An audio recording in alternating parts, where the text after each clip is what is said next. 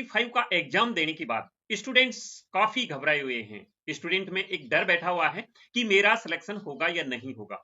डर बैठने की वजह यह है कि नीट 2024 में उन्होंने एक ऐसी कट ऑफ देखी थी जिसकी हम कल्पना भी नहीं कर सकते। लेकिन मैं आपको बता दूं कि उस कट ऑफ को ध्यान में रखना नहीं है आपने, क्योंकि वो एक अलग मैटर था और ये एक अलग मैटर है। इस बार का जो पेपर का डिफिकल्टी लेवल है, ये नीट के इतिहास में पहली बार ऐसा पेपर आया है।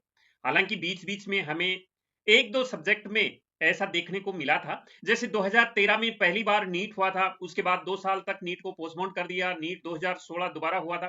तो 2013 में भी ये हमें ऐसा पेपर देखने को मिला था, फिजिक्स का पेपर काफी टफ था उसमें। 2016 में भी हमें ये देखने को मिला था, 2021 में भी इस प्रकार का पेपर देखने को मिला था। लेकिन उस समय एक एक सब्जेक्ट ही ऐसे हार्ड थे, लेकिन इस बार 2025 में तीनों सब्जेक्ट का ही यही हाल है।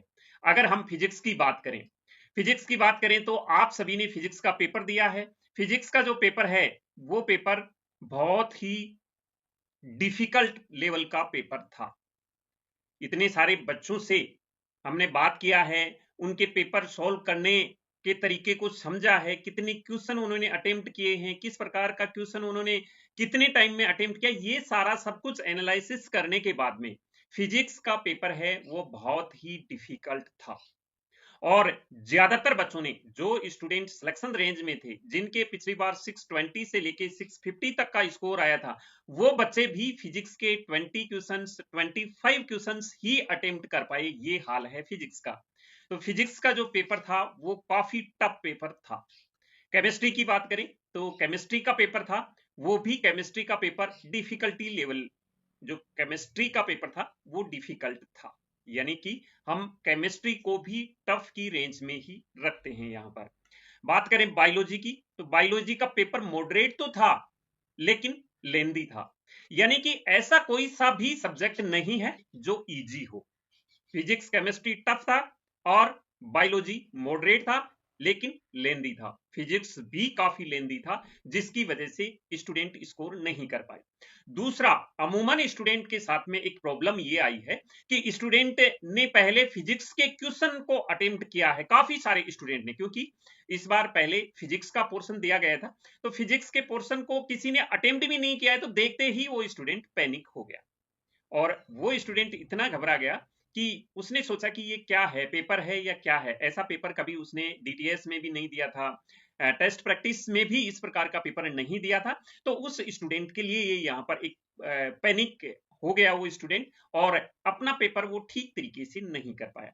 स्कोर उन्हीं स्टूडेंट का अच्छा गया है जो बिल्कुल बिल्कुल पैनिक नहीं हुए पेपर को देख के, उनका पेपर ठीक रहा है। दूसरी बात, अमूमन ऐसा होता है कि जिन बच्चों का फिजिक्स वीक होते हुए अगर पेपर इजी है तो वो अच्छा स्कोर कर पाते हैं, लेकिन इस बार जिस स्टूडेंट का फिजिक्स वीक था उस स्टूडेंट के मार्क्स काफी लो रहे हैं। यानी कि पेपर में वो काफी स्टूडेंट तो ऐसे हैं जो सिलेक्शन में रेंज में थे और फिजिक्स को अटेम्प्ट ही नहीं कर पाए, 10-12 क्वेश्चन ही अटेम्प्ट कर पाए, 15-20 क्वेश्चन ही अटेम्प्ट कर पाए। तो ये फिजिक्स का डिफिकल्टी लेवल इतना होने के साथ ऐसे स्टूडेंट के साथ में इस कारण से हुआ है। तो जो पेपर का पूरा तीनों सब्जेक्ट का एनालिसिस किया जाए तो पेपर टफ था और लेंदी था। इस पेपर को हम मॉडरेट भी नहीं कह सकते, ओवरऑल पेपर काफी टफ था और लेंदी था। तो इस हिसाब से ये इस साल की कट ऑफ काफी डाउन जाएगी। हर बार ऐसा होता है, हमारे जो 3 पैरामीटर्स होते हैं उनको देख के हम कट ऑफ प्रेडिक्ट करते हैं। सबसे पहले difficulty level of question paper, number of seats और नंबर ऑफ अपेयरिंग स्टूडेंट्स। लेकिन ज्यादातर जो मेन फैक्टर है वो डिफिकल्टी ऑफ क्वेश्चन पेपर ये ही है एक। क्योंकि मैं आपको बता दूं, जैसे कि 2017 में अगर हम देखें एक बार, तो 2017 में कट ऑफ 562 रही थी, 18 में फिर कट ऑफ डाउन आके 536 चली गई थी, 2019 में 582 फिर कट ऑफ इंक्रीज हो गई थी, 2020 में 610 पर आ गई थी, और 2021-22 में 595 पर फिर डिक्रीज हो गई थी कट ऑफ, और 2024 का तो आपको पता है 652 चली गई थी। तो ये डिफिकल्टी ऑफ क्वेश्चन पेपर पर ही डिपेंड करता है, क्योंकि अपेयरिंग स्टूडेंट हर साल बढ़ते ही रहते हैं। तो ये आपको बिल्कुल टेंशन लेने की आवश्यकता नहीं है। पेपर हार्ड आया है तो सभी के लिए हार्ड आया है, उसमें कट ऑफ डाउन जाएगी। अगर ऐसा हुआ है कि आपका सिलेक्शन रेंज में है तो ये बड़ी खुशी की बात है। आप काउंसलिंग करवा सकते हैं और काउंसलिंग के लिए हमारी बुक की हेल्प ले सकते हैं, जो मैं आपको इस वीडियो में आगे बताऊंगा। और मैं आगे यहाँ पर आपको ये भी बताऊंगा कि कट ऑफ क्या रहने वाली है इस बार। कट ऑफ कैटेगरी वाइज बताऊंगा कि ये कट ऑफ रह सकती है, क्योंकि मैंने पूरा एनालिसिस किया है। स्टूडेंट से बातचीत करके उनके क्वेश्चन पेपर अटेम्प्ट करने का जो तरीका है, कितने उनके मार्क्स आ रहे हैं, इन सबको यहाँ इंक्लूड किया गया है और इन सबको देखते हुए यहाँ कट ऑफ बताई गई है। अगर आपका सिलेक्शन रेंज में नहीं है, आपके मार्क्स काफी लो हैं, घबराने की जरूरत नहीं है, क्योंकि ये आपका आखिरी एग्जाम नहीं है।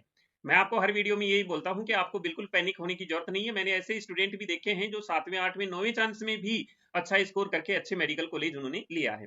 तो आइए एक बार मैं आपको कट ऑफ बता देता हूं, फिर मैं आपको बताता हूं कि काउंसलिंग के लिए जो हमने बुक लिखी है उसको आप कैसे डाउनलोड कर सकते हैं, वो आपके लिए कितनी हेल्पफुल रहेगी। तो कट ऑफ एक बार देख लेते हैं।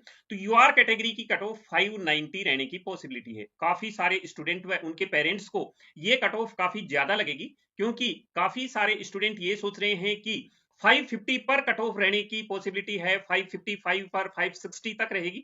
मैं 590 कट ऑफ इसलिए बता रहा हूं क्योंकि जिन बच्चों का फिजिक्स स्ट्रॉन्ग था उनका पेपर भी अच्छा हुआ है। मेरे नजर में ऐसे काफी बच्चे हैं जिनका स्कोर मेन टेस्ट में 650 आ रहा था, इस बार उनका 600 आ रहा है, 610 आ रहा है। तो जिनका फिजिक्स स्ट्रॉन्ग था वो बच्चे अच्छा स्कोर कर पाए हैं। तो ऐसा नहीं सोचना है कि बिल्कुल ही डाउन चली जाएगी। ये मेरा अपना मानना है, मेरा अपना एनालिसिस है, क्योंकि हर बार पिछली बार को छोड़ के हर बार तकरीबन मेरा जो प्रेडिक्शन है वो तकरीबन सही जाता है। और इस बार मैं सोचता हूं कि ऑनलाइन क्लासेज की वजह से, क्योंकि ऑनलाइन स्टूडेंट्स अच्छा परफॉर्मेंस कर रहे हैं ये 2-3 सालों से, तो इसकी वजह से यूआर कैटेगरी और ओबीसी कैटेगरी की कट ऑफ 590 रहने की पॉसिबिलिटी है, ईडब्ल्यूएस की 585, एससी की 480 और एसटी की 450 कट ऑफ रहने की पॉसिबिलिटी है। तो ये कट ऑफ। अभी दूसरी चीज एक और है कि ये हमारी संभावनाएं रहती हैं। जब तक नीट का रिजल्ट नहीं आता, जब तक कोई कुछ भी नहीं बता सकता है कि इतनी ही रहेगी। रहेगी शब्द नहीं, रह सकती है, हो सकता है, लेकिन रहेगी कोई नहीं बता सकता, क्योंकि ये 2-3 सालों में ऑनलाइन स्टूडेंट का जितना परफॉर्मेंस रहा है उससे कोई एग्जैक्ट आइडिया नहीं लगा सकता। तो ये